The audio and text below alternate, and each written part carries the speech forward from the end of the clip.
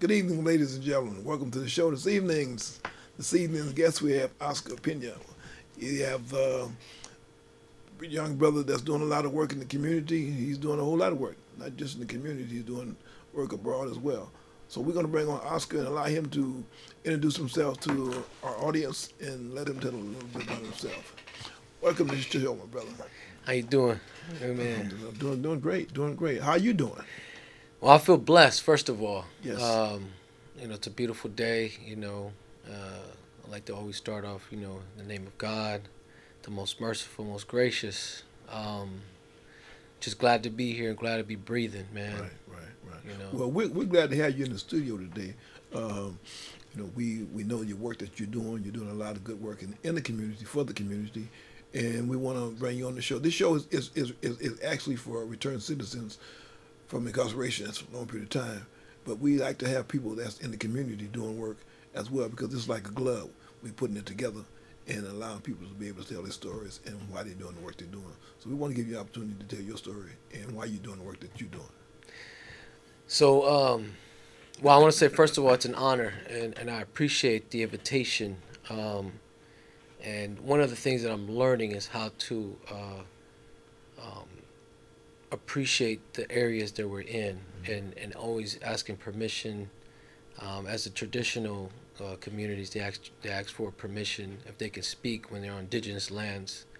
And we know the Ohlone Indian land, that this was once theirs, and always to seek. So I'm learning how to seek permission from that, and then also from guidance, the words to speak on truth from my creator, our creator. Um, Real quick, so my parents, both of my parents from Nicaragua, Managua, migrated here during the ceremonies during the civil war that was going on in Nicaragua with the Sandinista movement and the Somoza family dynasty that was going on there and that rebellion aspect.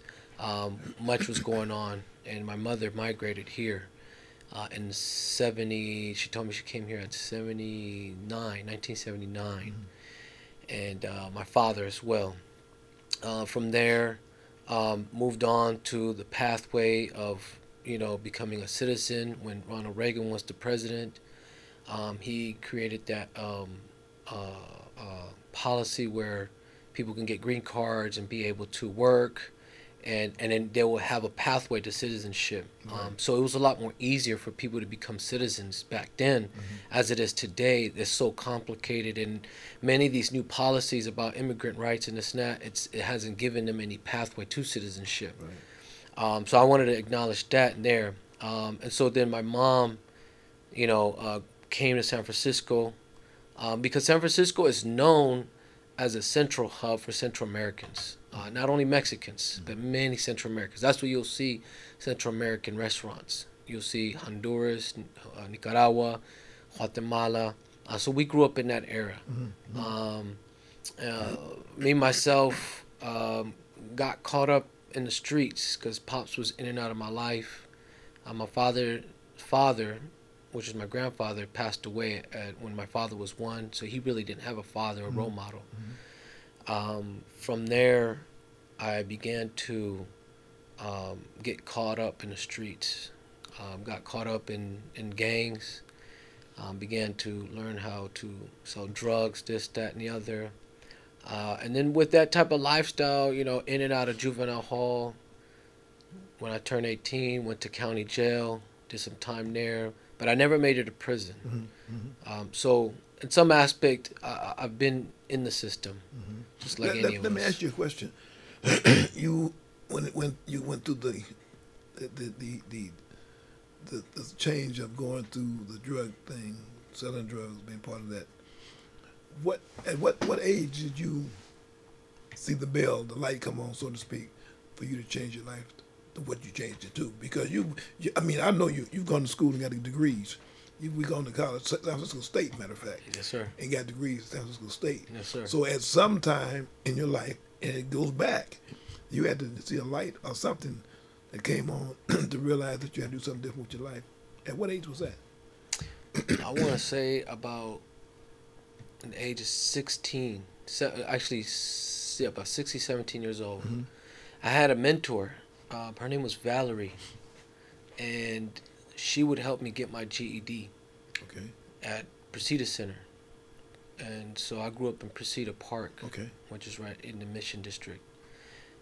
That center was like the hub for many of us that gave us an outlet and resources. And that's how I got involved with, different programs after school instead of going on the street. But they always was there, and she would talk to me like, Oscar, you need to get a GED or you need to get a high school diploma. Because I never finished high school. And so as I was doing the GED program, she always kept telling me, Oscar, you're smart. There's something about you that I see in you that you're like a community activist. And at the time, I didn't even know what that meant. And I was like, what is that? And she's like, no, that you always care about the community and you want something good for the community and you're going to advocate for them. And at the time, I never seen me on that path other than just trying to just at least get a GED high school diploma to accomplish something in my life. And then that's when I was 18, 19, I continued on. I never finished the GED. And then just got more deeper into the streets. And from there, it was crazy because that lifestyle, I've seen so many people not only go to prison, but go and turn against each other. When we talk about loyalty, when we out in the streets or the hoods or whatever, who you run with, many times you say, those are my homeboys, those are my homies, that's my boy, he got me. I seen all of that diminished. There's no loyalty in those streets. People were setting up each other, killing each other. I mean, these were people like literally grew up in each other's homes.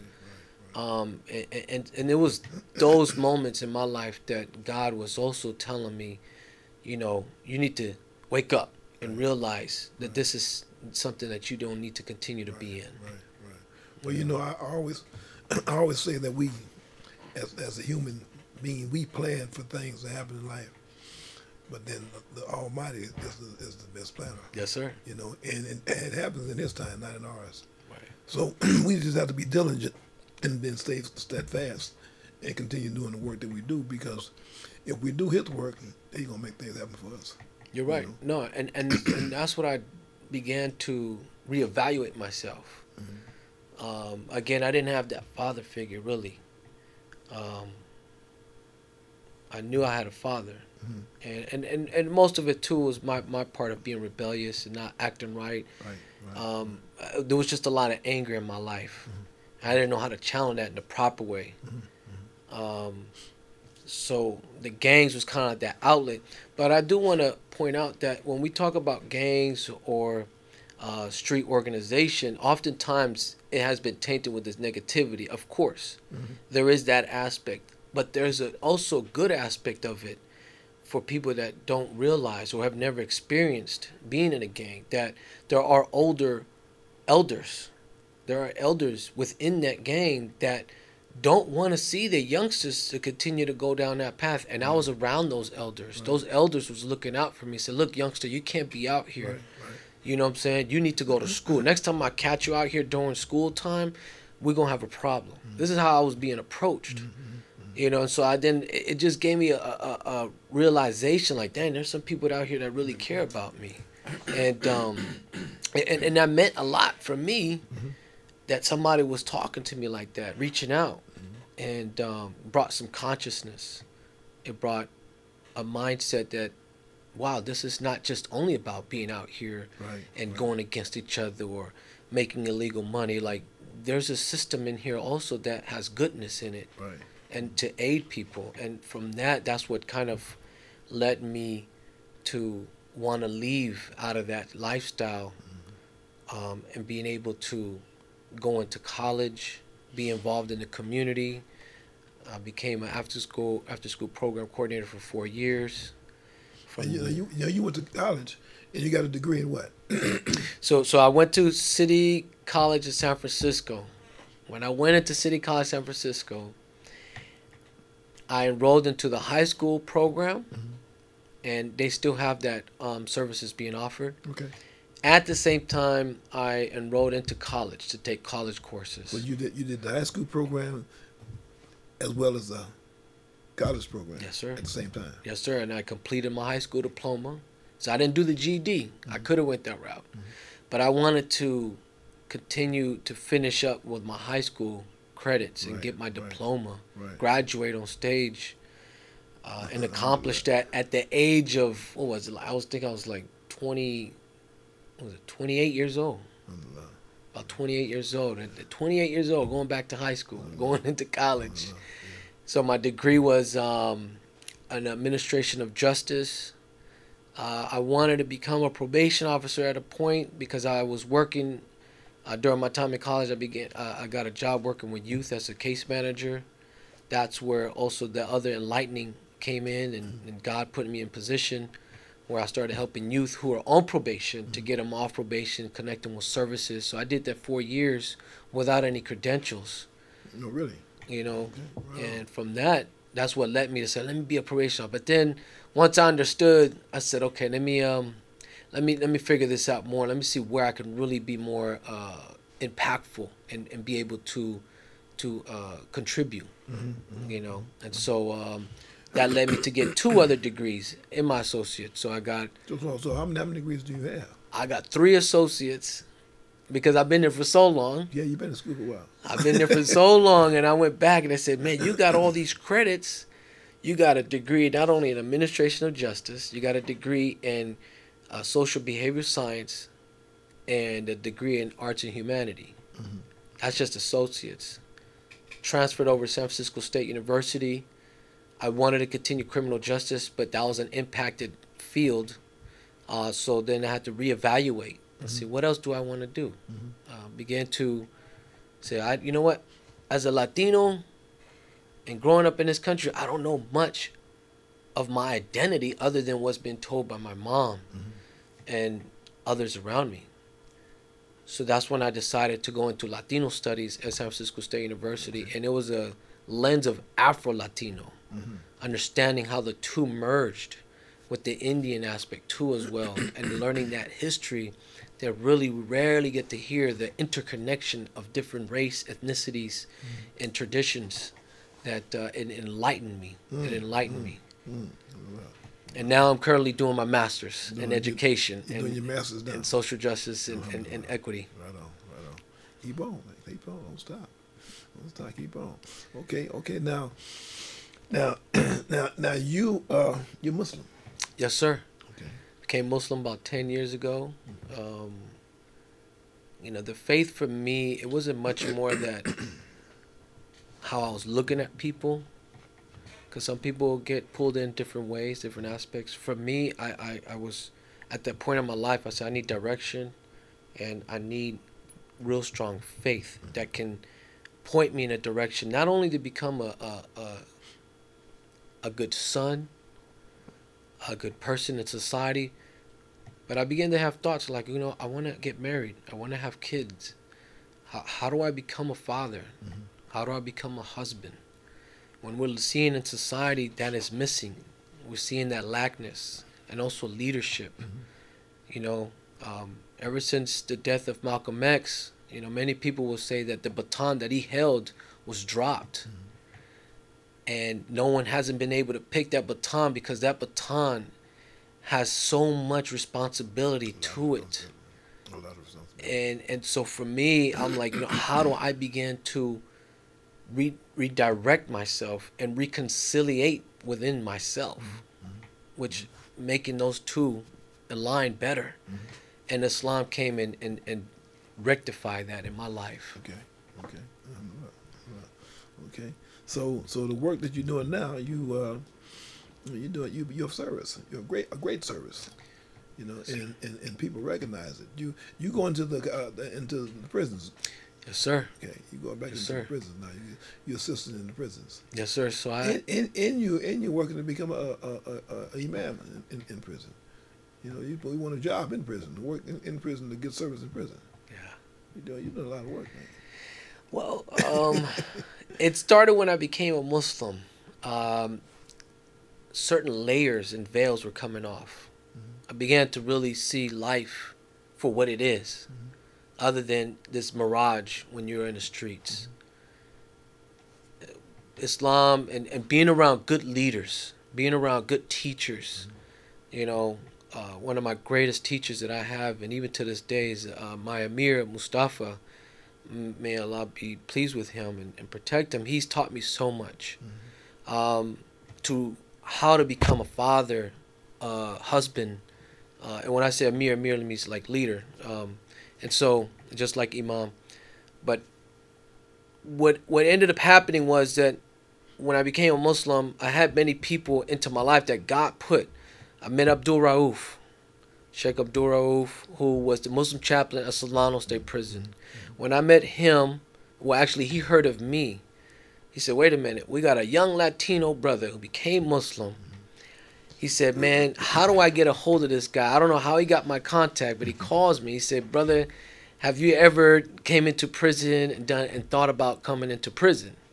I thought it was a joke because he told me he worked in the prison, he serves Muslims, and he needed personal information for me to get gate clearance, right? Needed my social security number and other things to get that clearance. And I'm like, okay, I don't know you, and who are you? Who are you? I'm not going to give you that information. Yeah. So he calls me back a second time about a month later. He's like, hey, he tells me again, Abdul Rauf, this is for real, man. And I was hesitant at first, and I said, okay. I gave him all my information, got cleared, went into Solano State Prison. For the first time, I stepped foot inside the prison, and I see all these wonderful people and the service that Abdul Rauf was doing. I was just mesmerized and said, this is the work that's needed. And immediately I just connected, embraced these brothers. From there, not only have I gone to Solano State Prison, Vacaville, CMF, I've been San Quentin, I go into Susanville. Now I just got clear to go to High Desert and Soledad Prison. Your service. That's what it's about. And Juvenile Hall, too. So let's not forget about that. That's right, Juvenile Hall. Yeah, but when you, like I said, you're doing great work, and you're doing work that's needed. We got a lot of people that's out here in this world. They're doing nothing. They're just existing. They're saying what they want to do, but they're not doing nothing. Talk is cheap. Talk is just what it is. Just talk, and until you make your feet move, then it starts working. But people sit around and talk what they want to do, going to do, and never do nothing. We have to make action. You have to make action because our generation of people are in trouble. They're in serious trouble. We on the endangered species list. On a large number, we leaving here, and the ones that's here, we need to put in work while we're here because we got less time than we got more time left. We don't have a lot of time left. We got less time than we got more time left. The time we got left, we got to make use of it. Correct. Right, and the service that you're doing, you're making use of it. So the brothers and the sisters that's watching this show, listen to what's going on. Listen to our interview, because the interview is saying things in volume. It's saying things in volume, and they need to listen to what's going to be said because you're a young brother. You're a Latino young brother that's putting in work because you want to help the people. Yes, sir. Not just your people, the people. Right. Right? Be of service and allow this brother an opportunity to come into your organization, whatever you're doing, and be of service to whoever he can be of service to. You don't find every day a young brother like this brother here that's willing to do work to help people change their life, change the way of thinking. Stinking mind, we've been using stinking thinking for a long time. Okay, we got to turn off the stinking thinking and start using the common sense that Allah God gave us and get on the right path because we got less time today than we got more time. We got to use what we got because we're going somewhere after this. See, on the day of judgment, they're going to ask us, did you know what you were doing? And if you say, no, well, I knew, but I had time. Okay, that's on you.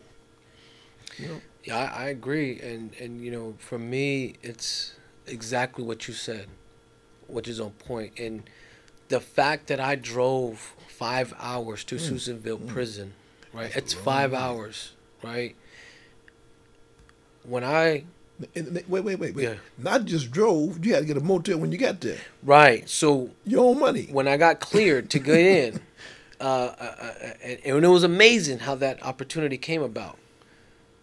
And that just shows when you do work, people's names ring, not in a sense of trying to boost somebody up, but saying this person is sincere. And one of the great aspects, which my spiritual teacher, Mustafa told me, is be sincere in your work. That's going to carry a long way. Sure, sure. And that's what I carry with me. So when I went to Susanville, the whole time I'm driving up there, I'm like, wow, look how far these people are locked up at. Yeah, yeah. And I could see why it could be discouraging for people to say, man, Right. why would I drive up there? It's way out of my time. I got work, this, Right, that, family, right, and it's understandable. Yeah, They're like, I can't drive up there can't and go afford it. visit people. But God, Allah has enabled me, has give me the opportunity and give me the strength to go ahead and do that. So I'm driving 5 hours. I told my wife, I said, babe, my wife Melanie Cruz, my son Ismael, told them both, that we're gonna go up here. My son couldn't come at the moment, but I told my wife. She came with me. I had to have a companion on the road. That's Sure, my companion, sure. always on the road. That's right. And we get there, rent a room. Room's over $100. Gas, and I'm not doing this for no money. But when I get there and I get inside, I just see the faces of these brothers. And again, some of them, the majority of them are Muslim, but some of them are not. And it's not just one thing that like, okay, I'm here only for Muslims. I'm here for humanity. Exactly. I'm here for humanity. Exactly. When I go into juvenile hall, every week I'm in there. I'm not in there just to only talk to Muslims. I'm in there to talk to people who I see that have potentialness. They need hope. Hope needs to be instilled in them because we're living in a society and the narrative around us is hopelessness. Sure it is. And that's, going into what you're talking about. So I just tell them, look, man, God loves you. Yeah. That's why I'm here. Yeah. To show you God loves you. To somebody drive 5 hours and drive back home another 5 hours, that's showing you, man, God loves you, brother. Yeah. That's real. That's real. We got to keep on going. Got to keep on going. Got to keep moving forward. Well, we want to thank you for the day. We appreciate your time to come on the show and allowing people to know who you are. People have heard you, your name, and the work that you do, but they don't. You got to put a face with the name. So today we got to put a face with the name, and we want you to continue your work. Thank you. You and I do us. We in your prayers. And we're going to allow you to come back. Yes, sir. Come back and let us know what you're doing. Yes, sir. In months to come. We got a new year coming. We got another month before the new year being. Not even a month. Not even a month. Wow. And that's how this world is moving fast. Moving fast. Wow. Not even a month. Matter of fact, 2 weeks before this holiday is here. So we got less than a month before this year is over with. We got to start anew. Right. So hopefully, I'll put my information out. I'll say it verbally. If anybody want to get a hold of me, 415-410-8437. Email Mr. Oscar Pena at gmail.com. Monday nights, I'm at Omega. And we're inside Juvenile Hall, which we going with Jack Jacqueline. He's doing amazing work. Big ups to Jack. Been doing it for over 35 years, going in Juvenile Hall and talking to these youth. The other is going inside different prisons. I'm at San Francisco State University. Not only am the farmers market manager over there, but I'm doing my grad study. So if anybody want to know how to get into the school in there, you got Project Rebound. You got services there to help people who are formerly incarcerated integrate back into school. Jobs, other jobs I work with at Hunters Point Family, which I wanted to mention. Which they give a lot of employment opportunities to people who are coming home. Look up, Hunters Point Family. Lena, who's one of is the executive director, definitely wants to give those opportunities to them. And then, just doing a lot of much work that we all have networks. We just have to make sure that it's out there. People know who they can connect with, such as yourself. Right, exactly. So I appreciate everything that you do. Right, thank you, my brother. I appreciate it. Well, we want to thank you again for coming on the show. We're going to bring you back and allow you to come in and say what you're doing then, because this is now, and we got the future coming, a new year coming, and we want people to let them know what you're doing and continue your work. Yes, sir. We want to keep you on the light. So the Wendell Elamine James show is every Saturday night at 7 o'clock on Channel 29. We have a show, a live show on Thursdays. I got it suspended right now because I'm doing other work, and so we're gonna come back later on next year, and bring that back on live on Thursday night on Channel 76 from 6:30 to 7, starting in February. So right now we're just doing our work. If anything that you can write in or call in to enhance our program and make it better, I'm with that. Constructive criticism, I can take. I can take a punch. So call in and write in and let me know what I can do to enhance our program. We always want to make it better for the public, for the community. So thank you for coming on the show, man. No problem. Can I mention one more Yes, thing? sir. Yes, sir. I forgot to mention one of the things I'm also working on is gathering a lot of Latino Muslims in the Bay Area.